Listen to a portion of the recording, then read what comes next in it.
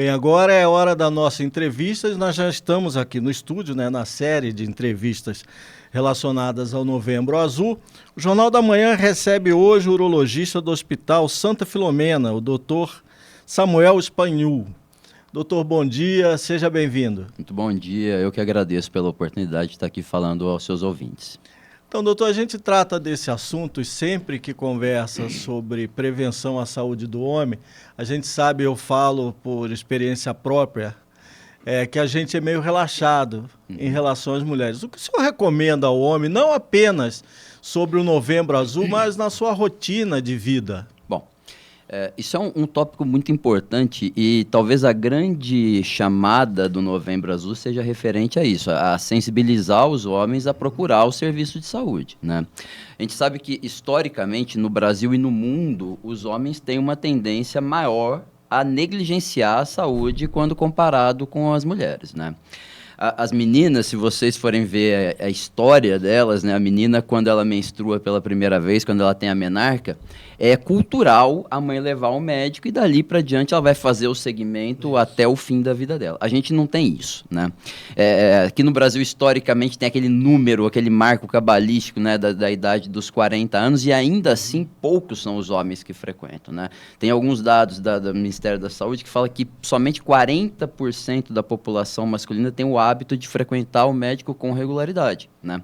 E aí, quando a gente fala em Novembro Azul, especificamente, né, ele fala a respeito do câncer de próstata, mas a história do Novembro Azul, ela começou com a saúde masculina, né?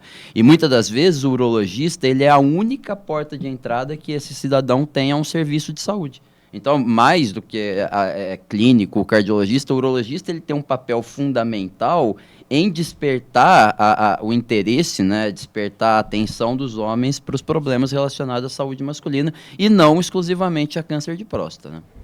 Então, doutor, uma outra questão aí que a gente tem, que é a seguinte, existe realmente essa obrigatoriedade a partir de uma certa idade do homem fazer esses exames? Porque às vezes na mídia fica uma discussão, o INCA fala que hoje você não tem que fazer toque, só se tiver sintomas, aí os médicos, a Sociedade Brasileira de Urologia, que é quem trabalha com os médicos, já defende que você faça esses exames. O que de fato a gente tem que fazer? Essa pergunta é interessantíssima e aí eu vou te explicar de onde que surgiu isso, né? Em 2011, 2012, teve uma entidade paramédica, né, uma entidade de epidemiologista nos Estados Unidos, que eles desenvolveram um trabalho e eles criticavam essa postura da busca ativa da doença porque você acabava fazendo diagnósticos demais e o questionamento era que você acabava tratando pacientes que não precisavam ser tratados e com isso trazendo, obviamente, alguns danos colaterais referentes ao tratamento. Só que isso durou 2 anos, porque eles foram obrigados a rever essa recomendação, porque nos Estados Unidos, com essa normativa de não buscar ativamente casos novos de câncer de próstata, em 2 anos, o número de mortalidade pelo câncer de próstata, ele disparou. E aí eles foram obrigados a rever isso e na própria visão deles, eles colocam o que o INCA fala hoje, que é individualizar a questão do rastreio. A SBU, que é a Sociedade Brasileira de Urologia, que é a entidade de classe que rege a disciplina, né, a especialidade da urologia, ela é bem categórica, quer dizer, existe uma idade que a partir daquela você tem que começar o segmento e a gente consegue fazer diagnósticos e identificar aqueles casos que vão requerer tratamento daqueles casos que podem simplesmente ser acompanhados. Então, assim, não fazer diagnóstico com receio de fazer tratamento além da conta, isso é meio que um contrassenso, né? Então, é melhor que você conheça o diagnóstico, ainda que ele não vá requerer tratamento, do que você simplesmente negligenciar a doença.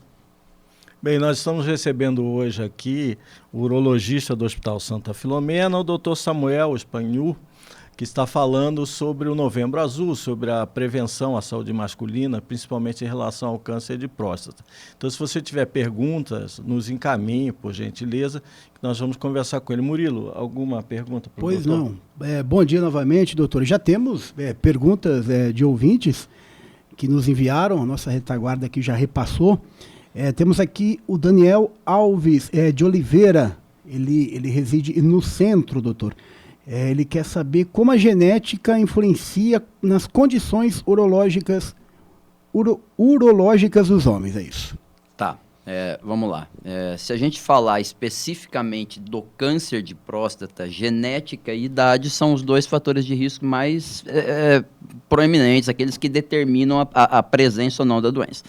Quando você fala de outras doenças urológicas, a genética ela também tem seu papel. Então, assim, na doença calculosa, na hiperplasia benigna da próstata, todas essas patologias, elas têm um fator hereditário, um fator genético envolvido. Então, assim, a urologia, assim como outras especialidades, a genética, o fator, a história familiar, ela é importante no acontecimento das doenças, né? Perfeito. Posso seguir com as perguntas Com por certeza, enquanto, Garcia? por favor. Vamos lá. Essa aqui acho que é uma pergunta, uma dúvida muito comum, né? Se existe uma idade certa para ir ao urologista? Leandro Guiraldi da Rocha, de Santa Gertrudes. Existe. O urologista ele é a especialidade que atende da criança ao idoso. Então, assim, tem que procurar o urologista com frequência. A criança desde que nasceu, fazer acompanhamento, fazer evolução. Para câncer de próstata especificamente existe a idade, são os 45 para quem tem histórico familiar, né, e 50 para a população em geral, para rastreio de câncer de próstata. Agora, para acompanhamento, segmento desde criancinha precisa consultar o urologista. Perfeito. E tem duas questões aqui que são ligadas ao mesmo assunto. Uma é do Laércio Ramos, do bairro Saúde. Ele pergunta sobre cálculo renal, se é hereditário ou depende da alimentação.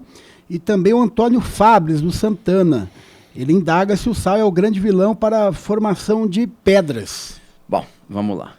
Cálculo tem um perfil genético e familiar importantíssimo, né? Existem fatores ambientais também, que é aquilo que está relacionado com os seus hábitos, com as suas práticas, com aquilo que você faz, aquilo que você consome, que você ingere, mas o principal fator de risco para a doença calculosa, para o cálculo renal, é o histórico familiar. É óbvio que é muito simplista dizer assim, que só basta ter histórico na família, como se a doença calculosa fosse uma única doença. Então existem várias causas, tem vários tipos de cálculos, né? Mas o perfil genético, o histórico familiar, ele tem um papel importante. Quando a gente fala de fator ambiental, aí se você quiser elencar um vilão e pegar o primeiro da fila, seguramente o sódio ele tem esse papel, ele assume essa liderança. Mas ele não é o único, né? Então é óbvio, né, e isso você consegue ver com dados epidemiológicos, que a história da doença calculosa, ela existe desde que o mundo é mundo, né? A história da medicina, ela começa com a história dos cálculos urinários, mas essa prevalência, ela vem aumentando e muito disso se deve aos hábitos da população, com a questão dos alimentos, os alimentos hiperprocessados, com uma quantidade de sódio muito grande, isso aumenta a incidência, né? Mas, voltando ao perfil familiar, ele é o mais importante. Perfeito. Tem mais uma poderia faltar o nosso ouvinte Luiz Balseiro, do Cidade Jardim. Ele quer saber, o senhor agora mencionou, inclusive, em termos de hábitos diários, quais as pequenas mudanças podem fazer uma grande diferença quanto à saúde urológica dos homens?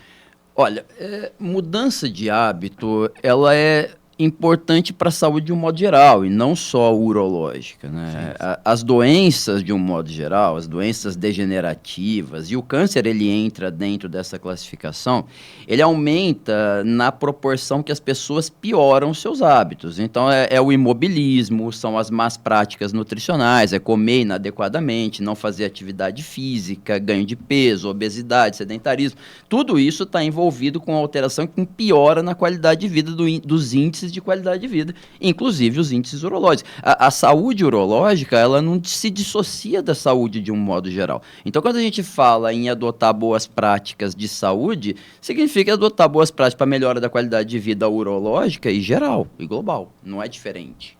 Então, doutor, o senhor falou aí sobre essa questão da necessidade de prevenção, dessas coisas todas, mas nós temos um problema sério que eu acho que no Brasil, principalmente, mas deve ser em nível mundial, é a famosa automedicação. E a automedicação sempre a partir dos sintomas, ou seja, você sente uma dor, aí você vai lá, toma um analgésico, aí alguém recomenda um anti-inflamatório, ou seja, sem receita médica, você vai...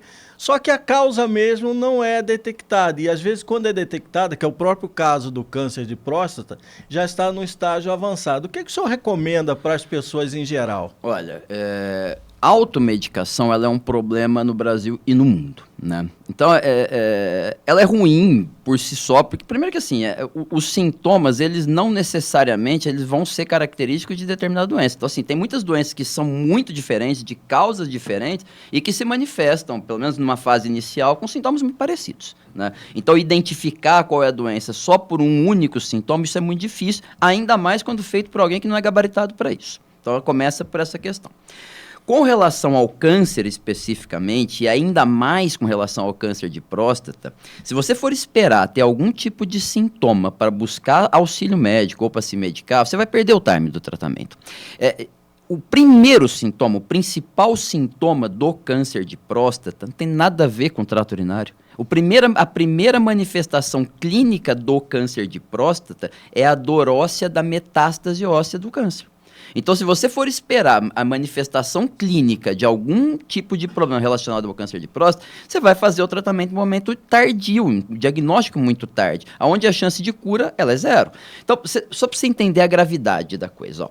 O câncer de próstata, hoje, ele é o segundo câncer mais prevalente no Brasil. Tá? Ele só perde para o câncer de pele, a gente está numa posição geográfica que a incidência solar é muito grande, então o câncer de pele aqui é uma coisa quase que epidêmica, né? E o câncer de próstata ele vem em segundo lugar. Quando você diagnostica câncer de próstata numa fase precoce, você tem índice de cura que passa de 90%, beleza? E ele é o segundo câncer que mais mata. O que você consegue tirar de conclusão disso daí? Não se faz diagnóstico a contento. O momento do diagnóstico ele é feito de maneira inadequada. Então, quando você me fez aquela pergunta, que o INCA não recomenda, que recomenda em caso individualizado, eu te devolvo a pergunta com essa outra pergunta. Assim, e o que você faz com esses casos? Porque quando você faz o diagnóstico no momento correto, você vai tratar quem precisa com baixíssimas taxas de dano colateral, que hoje você tem tratamentos oncológicos que, obviamente, eu não vou dizer que eles são isentos de risco, eles não são isentos de complicação, mas você consegue mitigar muito isso. Ao passo que quando você faz o diagnóstico numa fase muito avançada, a chance de cura, ela vai de 90 para 0. Você não cura doença metastática, você controla, você consegue botar esse paciente sob controle, mas você não fala mais em tratamento curativo. Então, essa ideia da prevenção ela é fundamental. E aí existe um outro conceito, né? Às vezes a gente fala de prevenção de nível primário, né? Que é aquela história do tipo, eu vou fazer uma medida e vai evitar com que a doença aconteça. Então, é muito comum, às vezes o paciente vai no consultório e fala assim, poxa, eu acompanho há tantos anos e eu fui fazer o exame e eu estou com câncer. Como se o acompanhamento fosse impedir o diagnóstico da doença. E, na verdade, não é isso.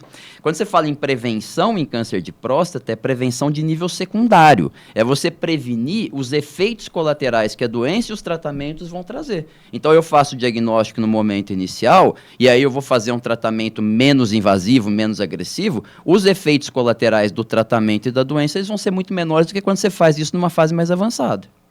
Então, até porque na área de urologia especificamente, nós temos aí, por exemplo, sangue na urina. Muita gente fala, eu estou com infecção urinária, ele vai e já toma um anti-inflamatório e pode ser já um indício de câncer de próstata.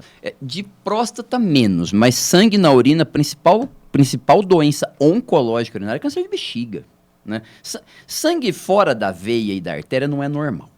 Começa por aí. De princípio, não é normal. Pode ser até comum em algumas condições, mas não é normal. E merece ser investigado. Agora, eu sempre falo isso, né?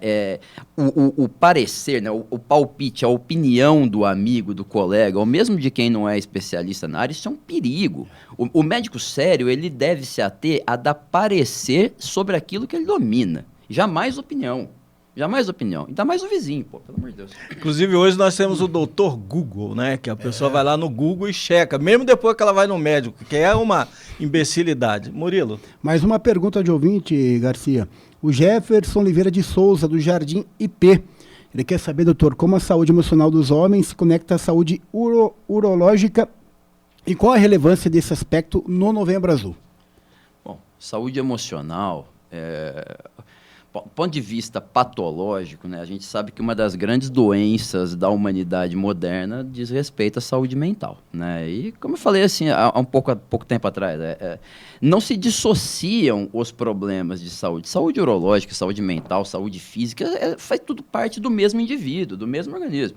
Na parte urológica, o maior impacto das doenças, dos transtornos psiquiátricos, das doenças mentais, diz respeito à atividade sexual, né? E isso, sem sombra de dúvidas, ainda mais agora com o advento, o pós-pandemia, isso teve uma mudança de comportamento no consultório do urologista absurda. Hoje, 30% do movimento do meu consultório diz respeito à disfunção sexual. E a imensa maioria dela, mais de 90%, está relacionado com transtorno mental, com transtornos psiquiátricos, e vai desde desordem de depressão, ansiedade, pânico, enfim, uma série de fatores e que não se dissociam da saúde de um modo geral. Mais alguma coisa? O Ivo Rabelo, ele identificou de onde ele está enviando a mensagem, ele pergunta se existem sinais, o senhor até já falou um pouco, sinais específicos que os homens devem observar relacionados à saúde urológica, além dos associados ao câncer de próstata. Tá. Então vamos lá. Quando a gente fala de próstata propriamente dita, é importante a gente saber que próstata ela não foi feita exclusivamente para ter câncer, né? Então a próstata ela tem um papel e ela tem outras doenças que são até mais comuns do que o câncer de próstata, que essas sim costumam se manifestar com sintoma. Então, eu gosto de dividir didaticamente, né, as doenças malignas, que é o câncer da próstata, daquelas que são benignas, que são as doenças que não têm a capacidade de se disseminar, de emitir metástase, de dar raiz, e essas são as doenças benignas. E elas são mais comuns do que o câncer de próstata. Então, essas doenças, elas costumam se manifestar com sintoma, né?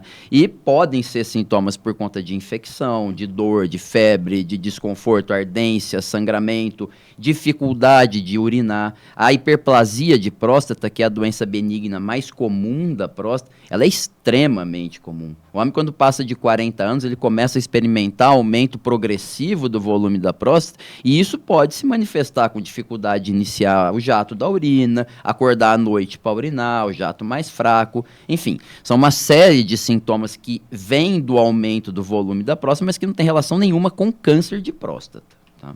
Isso é importante frisar. O câncer ele não faz isso. Mais alguma coisa, Murilo? Por enquanto eu creio que... Doutor, o senhor teria algo a acrescentar referente à próstata, à saúde masculina, propriamente? Eu acho assim, que o principal dessas campanhas de conscientização é despertar o interesse dos homens, despertar a atenção dos homens para buscar serviço de saúde médica. Não exclusivamente urológica, né? O homem não se resume exclusivamente à próstata, trato urinário, aparelho geniturinário, né? Então, essas campanhas, e como a gente falou no começo, o intuito principal é com relação à saúde masculina, não exclusivamente saúde urológica. Então, se com isso, com essas campanhas, as pessoas se conscientizarem que eles precisam de regularidade, consultar o médico com frequência, fazer as suas consultas periódicas, eu acho que esse é o objetivo e aí foi alcançado, né?